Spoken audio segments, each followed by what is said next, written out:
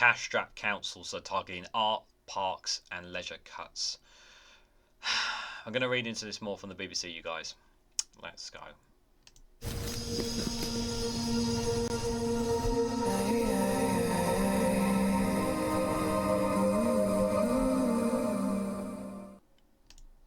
Good morning, good afternoon, good evening, wherever you are in the world. This is Reganelite here with an article from the BBC with the headline that cash-strapped councils targeting arts, parks and leisure cuts. The councils in England are in a state of financial crisis, with many facing effective bankruptcy in the next few years unless the funding system is reformed, according to a new report. Guys, before I give my initial thoughts, you can hit the like button and share across social media so others are notified of this video. I remember there was one article I covered a while back which said that they were going to be looking at targeting cash-strapped parks and leisure cuts. You know, very simple, basic playgrounds and whatnot, rather than being owned by the council, will be owned by private companies and whatnot, because that looks like the path we're going down. Which means those free parks that we may potentially be going down, yeah, you may have to pay there in the future to use them. Just think about that. Think about everything that you have for free. Imagine paying for everything, because I fear this is the path that we're going the longer that the Conservatives are in power. And these councils, they have absolutely no money. They have none whatsoever, and the government are not doing anywhere near.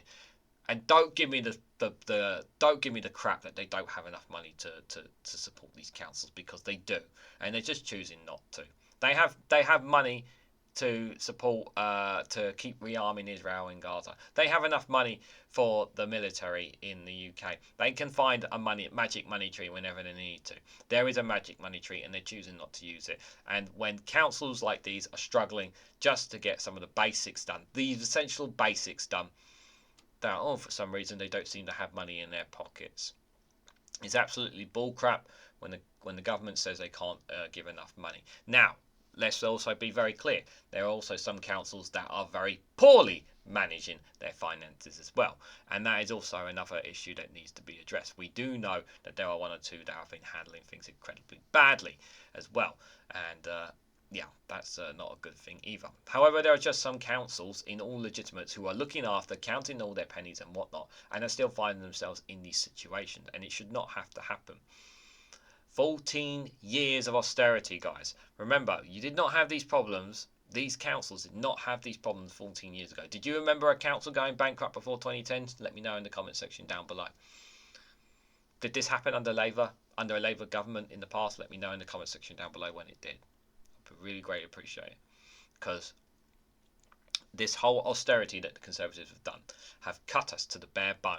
And one of the things that was helping councils as well was the funding that was provided by the EU when we were part of the European Union. We don't have that funding anymore. And by the way, we've got nowhere near the amount of funding that we used to get from the EU, from the UK government. It's far less yet far less than what most councils. And in some council cases, they got nothing. So they expected to carry on with pittance in their purses, expecting to continue with the funds that they have. Yeah. And for some, and also, it's just to add a bit more to this. So, you know, obviously we have the issues with our water companies pouring sewage in our rivers and our seas, you know. Think about the seaside towns, you know, that are supposed to be tourist attractions that bring in a lot of money, you know. Good for their local economy, and of course it does good for the UK economy. Imagine those seas full of sewage. And then that's going to drive tourists away. Why would tourists want to come to that seaside resort when there's sewage in their seas? Which means then those councils that rely heavily on the tourism means that they're not going to have the money, which means they're going to end up in this same situation just like other councils. This is a problem, and this is a serious problem, and it's not going away, and the government don't give a shit. So councils in England are in a state of financial crisis, which I've read already. More than half the councils that responded to a survey said they were likely to be unable to balance their books in the next 5 years. 2/3 said they were cutting services. Parks, leisure facilities, arts and culture are at the top of the list.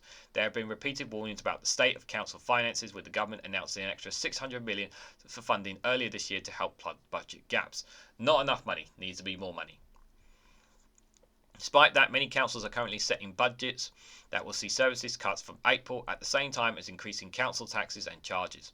Again, you know, people are already struggling as it is. You're already, like, these councils don't want to increase council taxes. They know people are in a cost of living crisis. They know that there are difficulties. But what are they supposed to do? They're hamstrung. They're not getting enough money from the government. What are they supposed to do? It's easy to point fingers at the council, but when the councils are not getting enough funding, what are they supposed to do? Their hands are literally strung here in this situation. Local Government Information Unit survey senior council leaders and officers with respondents from 128 authorities in England. It found 9 in 10 plan to raise council tax and increase fees and charges for things such as parking and environmental waste. Nearly 1/3 of the councils that responded plan on cutting spending, parks and leisure, with another third cutting arts and culture, and 1 in 10 cutting service for children with special education needs and disabilities. Jonathan Carl West, Chief Executive of the Local Government Information Unit, the LGIUS, has said that this year's State of Local Government Finance Report reveals the desperate, ruinous financial situation councils find themselves in. Cutting services, borrowing more money and spending reserves year after year is completely unsustainable. Citizens are being failed. Where does that money? And Jeremy Hunt and his budget is all about tax cuts, tax cuts, tax cuts. No money for public services. No money for public services. Tells you where their priorities are. With over half of councils warning us there are a risk of bankruptcy within the next parliament, it is no longer possible to blame individual governance issues. He said there were systematic issues and that widespread reform of the system, including multi-year settlements, was needed. Speaking to BBC Breakfast, he said that the brunt of the cuts falls on discretionary services, but just because they're not legal requirements does not mean that they're not important. Libraries, arts, cultures and green spaces. All of these things that make good places to live in, and they're the most citizens experience from the council. If you're not in care and you don't have a relative in care, if you don't have a child with special education needs, you don't see much of that spending, which is the vast majority of council spending. So for most citizens, what they're seeing is a really rapid decline in what they feel councils offer them. Killing communities is what they are doing here, guys. They are killing communities is what they are doing. It's outrageous. Sorry, I missed a couple bit more. At Medway Council in Kent, they're planning to increase parking charges, cancel some events, and cutting swimming, free swimming for under 16s and over 16s as they're trying to make ends meet. Remember those three. Yeah. These things are matter. These things are important to people. Even then, the council won't be able to balance the book unless the government agrees to exceptional financial support, meaning the council's allowed to borrow £30 million over the next 2 years. Like many councils, they've seen particular pressure on adult social care, children's services, including transport for children with special education needs and disabilities, and housing support. More kids left behind as a result of the government turning a blind eye. The Labour leader Vince Maple, who took over running of the council from the Conservatives following the election last May, has said, "We knew this was going to be a challenging first budget. Even before the election, we knew Medway's finances were not in a great place. The government has got the future of Medway in its hands. I hope they make the right choice, but they make me nervous. It makes me want to push as hard as we can to stay to central government. We need help like we've never needed help before."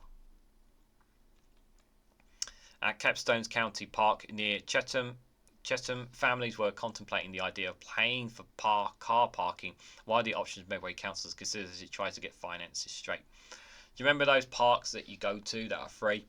Yeah, they may have to charge you, right? That's how desperate they are.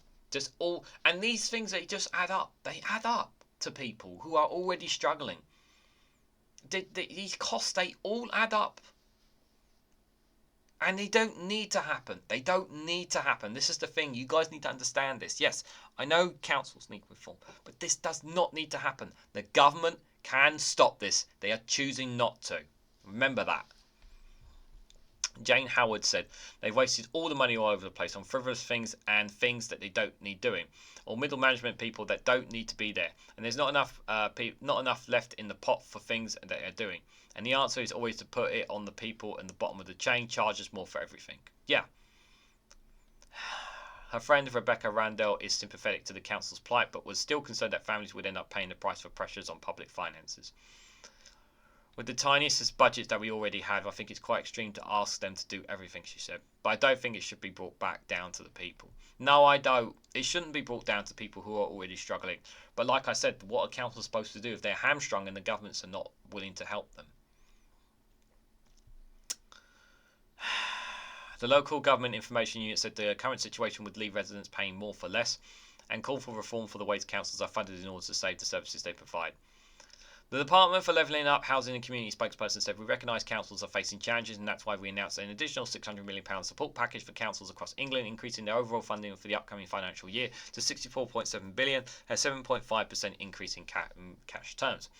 This includes £500 million of new funding for councils with responsibility for adults and children's social care, distributed through the social care grant. Councils are responsible for their own financials and setting council tax levels, but we have been clear that they should be mindful of the cost of living pressures while controlling any unnecessary or wasteful expenditure." This is them basically saying, we've given you money, deal with it. That's basically what the government are pretty much saying, guys. They are saying, you've got money, deal with it.